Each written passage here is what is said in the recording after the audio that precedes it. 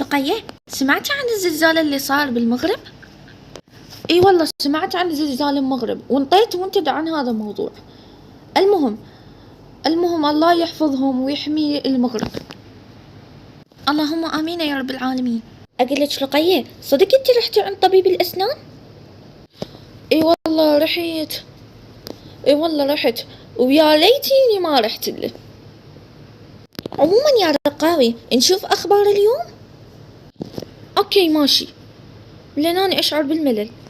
عاجل أعزائي المشاهدين الكرام، ستأتي الدوامة قريبا خلال 17/9 بعد أسبوع. احزموا حقائبكم واذهبوا بعد أسبوع.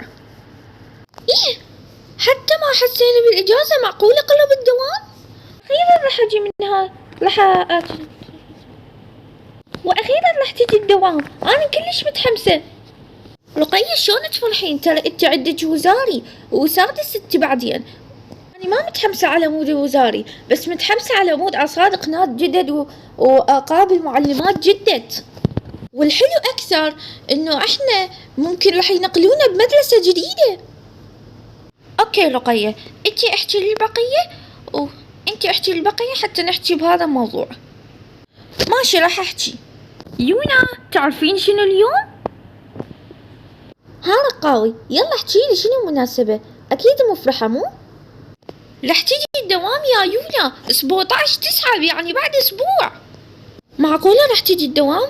بس ما حسينا بالعطلة حتى.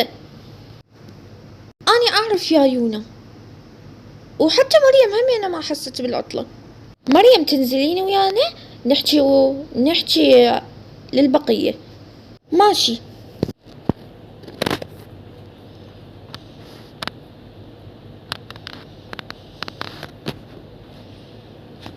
هاي بنات، شو تريدون؟ رح تيجي الدوام بعد أسبوع 17/9. أوكي زين، دوام مفيد عندكم. ها شنو رح تيجي الدوام؟ إيه رح تيجي. هذا يعني إنه أنت عندك وزاري؟ نعم، أنا بالسادس وعندي وزاري. مساء الخير بنات. هاي تولين، رح تيجي الدوام بعد أسبوع 17/9. شو الخبر؟ معقولة رح تيجي الدوام؟ بنات لا راح أرجع أنام إلين ما تخلص الدوام قعدوني.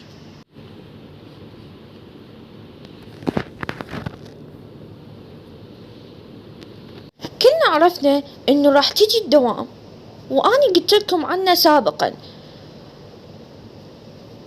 والآن يجوز قريبا أو بيوم من الأيام راح أنزل لكم الفيديو عن أكواد المتابعين، لذلك انطونا كود بناياتكم.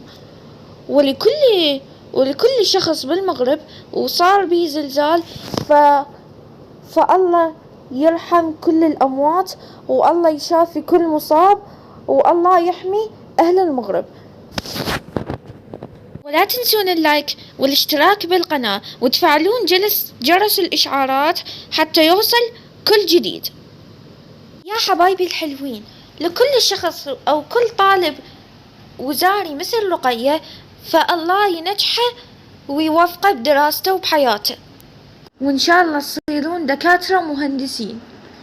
صراحة ما كنت أعرف إنه رقية على هيك حماس للمدرسة. يلا حبايبي، هسه راح ننهي الفيديو. كلام شام صح. وصلنا لنهاية الفيديو، لا تنسون لايك واشتراك بالقناة وتفعيل جرس الإشعارات، وبس باي.